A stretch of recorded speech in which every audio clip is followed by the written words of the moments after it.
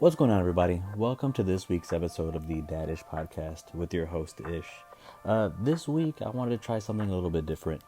Previous weeks, we brought in guests, fathers that would let us know about the experiences that they were going through, the difficulties with navigating balance of life, relationships, and so forth.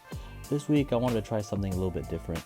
I want to let you guys know a little bit about my experience about being a father, what it's like, and how it's gone through with my journey. I think to go ahead and get started, I want to talk about really what made me, decide to be a father.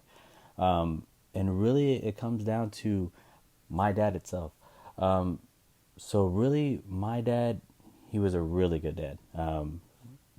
He was very what's the word I can think of here? My father, well, he was just he was caring, he was concerned.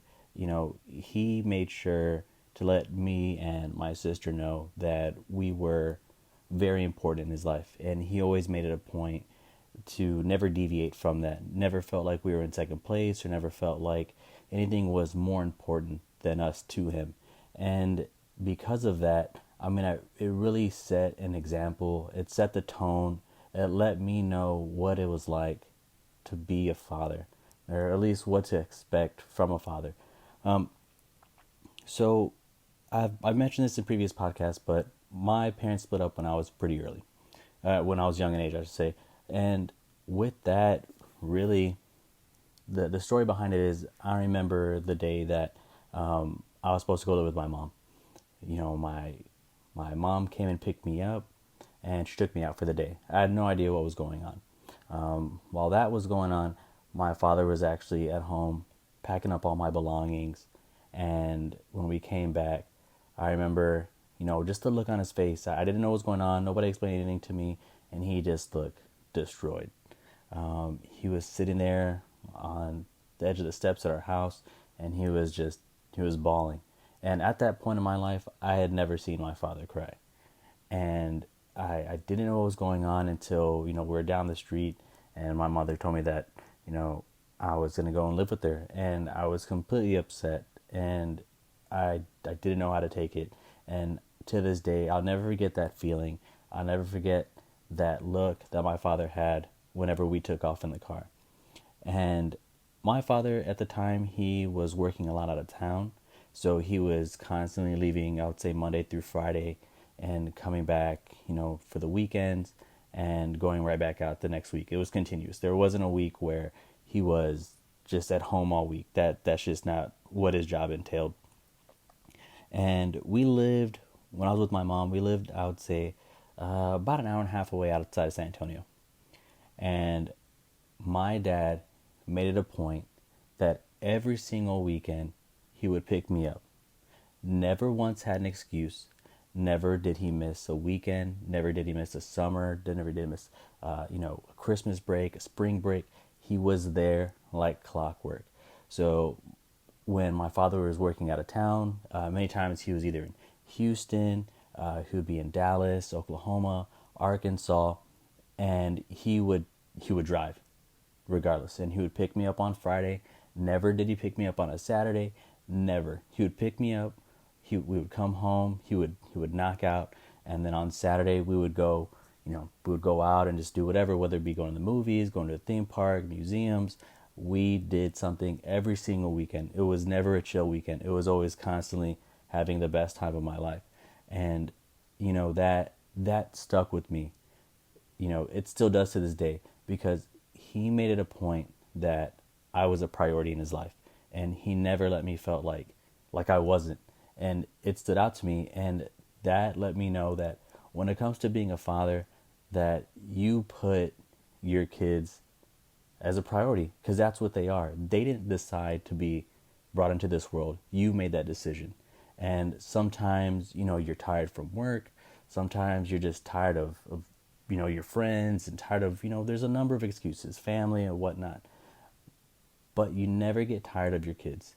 They can be little pains in the asses sometimes, but you still show them love regardless of the situation. And that's something that my father showed me, and that's something that I strive for every single day. And so that's why I knew that I wanted to have kids because I wanted to show someone, like my kids, that, what it's like to have a good parent and a good father in their life.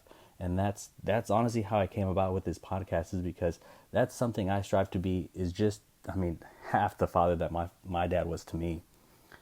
So with that being said, once me and my wife got married, we waited about a year, kind of went through that honeymoon phase, had a great time enjoying our lives together.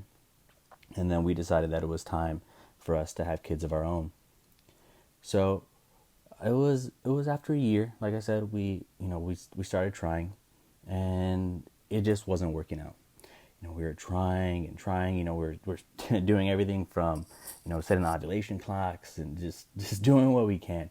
And it was just so much of a forced effort. It didn't feel like it was coming somewhere out of love or joy. It was just pure determination that, hey, we want to have kids, and it took longer than we thought. We kept trying and things just weren't working out. So it got to the point where, it's funny to say, but I ended up going to the doctor to get tested to see if it was something that was wrong with me. I'll never forget that day. I was at work, and I get a phone call from the doctor, and the doctor's like, "Can I ask you, is there a reason why you came in here and got tested?" And I'm like, "Yeah, me and my wife are trying. It's not working out."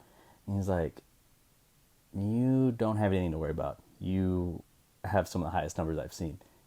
That was probably one of the funniest experiences of my life. And then, I was so relieved, and the first thing I did, and I called my wife and told her, like, "Hey, this is what the doctor said." The doctor said, like, "Hey, like, I'm great." But at the same time, I didn't think about the impact that it was going to have on my wife. She was upset because she went to automatically thinking that there was something wrong with her. And I think that's something that I kind of rushed into without, thinking about, I guess, the effects of me giving her that information. So, we still kept trying, and, it wasn't working. It kind of led to us getting into, fights and arguments, because it's just something that we were trying and trying, and months are going by and nothing's happening. And there's a lot of animosity towards each other that's starting to come around. And before things started getting too bad, I decided, hey, you know what? Like, this is just something that we're obsessing about, and it's putting a large strain on our relationship. So I was like, you know what? Let's just get away for a little bit. So I ended up booking a vacation for us. We ended up going up to Napa and wine country, and we're up there, and it was great. It was a great time. Um, we didn't do anything too big or too fancy. We just went to a couple restaurants, kind of just hung out, just kind of took it all in. It was the first time that either one of us had been to California, and I think what that did was kind of rekindle, the love that we have for each other, and understanding that, things are going to work out the way they're supposed to work out. So, surprisingly, a few months later after that, we found out that we were pregnant. We were going to have a kid. And I remember getting that news. It was such a relief, and it was just one of the greatest experiences and days of my life. So, the 9 months go by, and it's time for us to have this baby. And this was probably one of the most stressful and strenuous situations that I've ever dealt with. You know, I remember my wife told me that, uh, it's time. And so we load up, we go to the hospital, and it turns out it was a false alarm. And we ended up spending the night at the hospital. I'd say we were there from about 6 p.m. We probably didn't get home until about 3 or 4 in the morning. And the next day I decided to go to work. I have no idea why. I should have just called in, but I still went in. And my mother-in-law ended up coming down, and my wife's aunt, and they're like, you know what, this baby's ready. Like, it's getting time. So here I am at work, just trying to make it through the day. I'm struggling, and they're doing whatever it takes to help her induce labor. And I'm like, my goodness, can I at least sleep for the night? Like, can't deal with this. Well, I didn't get my wish. So I get home from work. I'm just trying to just keep my eyes open. And they're like, it's time. So here we go. We load up. We go to the hospital. And labor, the doctor's like, yep, she's going into labor. So that was that was exhausting. It was stressful. It was something I don't want to relive. And so we're there at the hospital. Wife's in labor. She's not wanting to, she's wanting to have a natural birth. She's not wanting to get an epidural. But here we are, just time's going by, minutes, hours, seeming like it's a wartime situation. It's difficult. Can't even keep my eyes open while all this is going on. And she's the baby's coming down slowly, and it's progressing. There's a lot of blood coming out. They're checking on the movement, the baby's heart rate. It's a lot of monitors going on, and a lot of beeping, a lot of things you have no idea about what's going on. And hours keep going by, and we're getting close to, I would say at this point, we're probably about the 12, 13 hour mark. They're, my wife's in so much pain that, she decides she wants to do an epidural at that point. And, the baby's still not coming out. And so it was a stressful situation because, as a male, you don't know much about pregnancy. You don't, the baby's coming out, and that's pretty much about it. You don't know the feeling. You don't know about the procedure. You don't really know about much. Your only concern is just for your wife, your partner, and the baby's health. And it comes up to being almost a 24-hour mark. And previously, before, the doctor had mentioned that they may need to do a C-section, and that was never in the plan. And it turns out that the baby, they call it sunny side up, where the baby's face is up, and so the baby's not able to come out that way.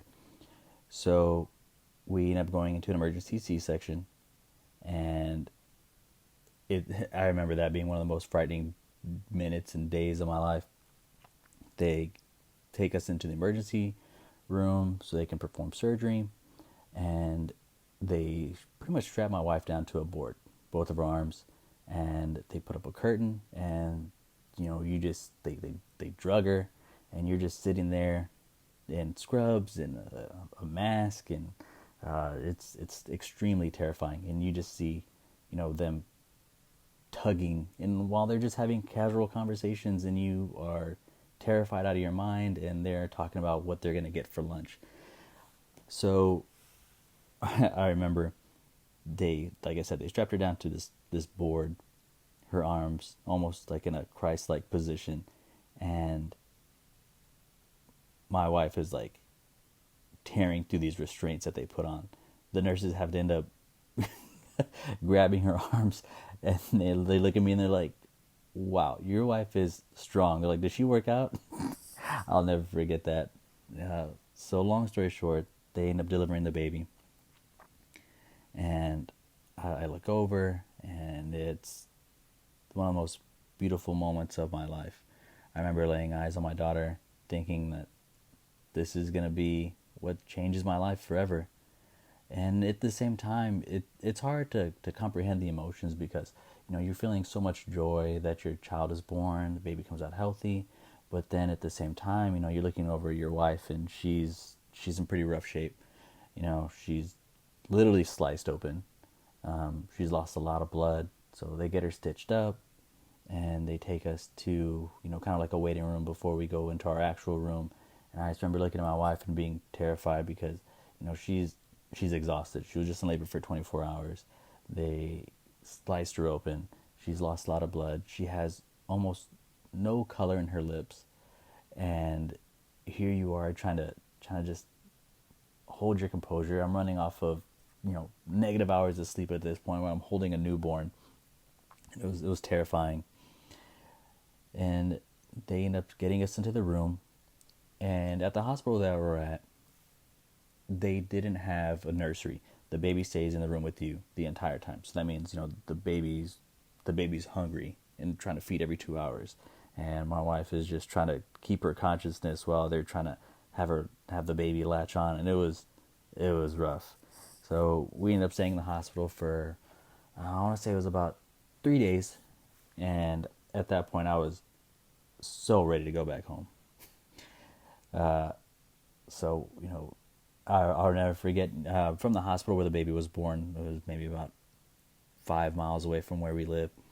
And I don't think I've ever driven slower my entire life. I think I probably hit 20 the whole way. And I was terrified. But it was a good experience. And that leads me to where I'm at now. So, you know, I'm older. I'm in my 30s, and having children is what was really the motivation behind me going back into school. I knew that I needed to do better for myself and my family and for my children. So I figured the best way with that would be going back to school.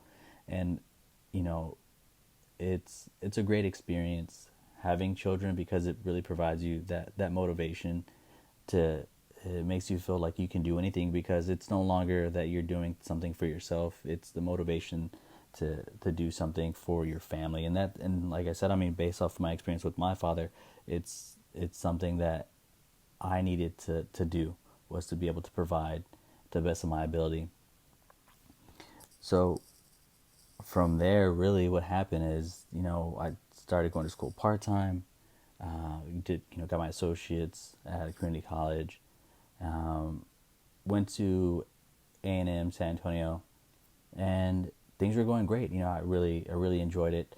But when I started going, it was at the tail end of COVID, and so a lot of the classes that they were offering were no longer online. They were no longer in the evenings because I am a full-time employee. So I had to look for a pivot. I remember reaching out to the advisor, and I'm like, hey, for communications, is there some other options that we can look at?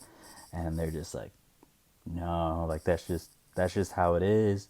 If you want to look for other options, maybe you need to, message the head of the department to see what they can do for you. And I'm thinking, what is one person gonna do when it comes to making a change for an entire department? So I looked for other options, and that's what's led me to coming to UTSA.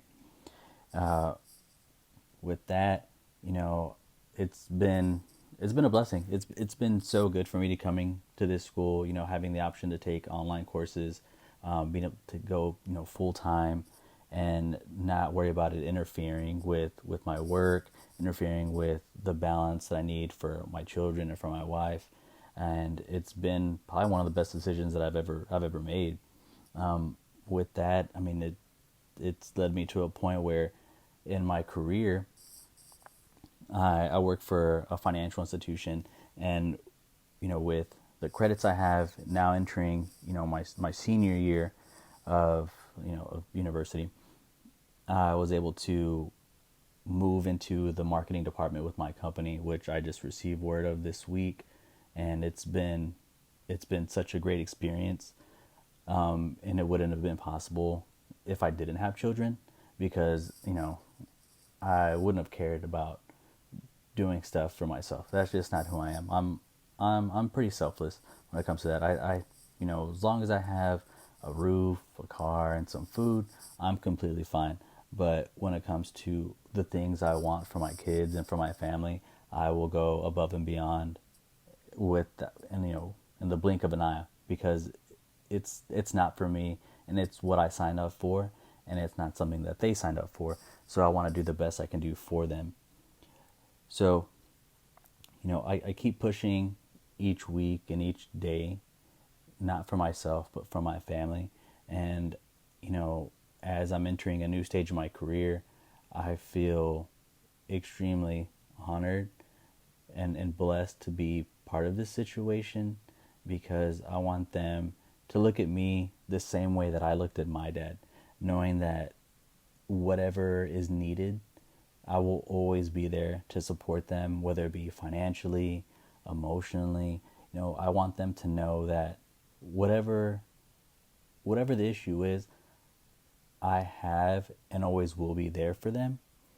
And that's the reason behind my podcast, because everyone's situation is different, especially when it comes to being a father. I mean, the guests that we've interviewed, we have some that are married, we have some guests that they co-parent, and I think the one common theme between all the guests, including myself, is just that when it comes to being a father, you really have to take that step up. You know, you can't be a halfway parent where you just do it as things come or just whenever it's convenient for yourself. It's a job. It's a full-time job being a parent. And each guest that we've had on lets you know that it requires a lot of effort, and there's definitely balance that's required to be able to maintain a healthy relationship between your partner, your child, and I mean really, I mean yourself. I mean, you always have to take the time for yourself as well to be able to balance everything. You don't want to just keep going and then you end up struggling mentally because of that, because you don't take that time, and that's what for what's needed. you know I don't know if I'll be recording any more podcasts after this class. It was definitely a great experience, and I appreciate the time, everyone coming out and just listening. And that concludes this week's episode of the Dad Ish podcast with your host Ish. So I hope if you ever become a father, you really take the time and appreciate each step of the way. And also I hope that you had a good father and you had a good experience, and I hope you appreciate the time and effort that they placed for you.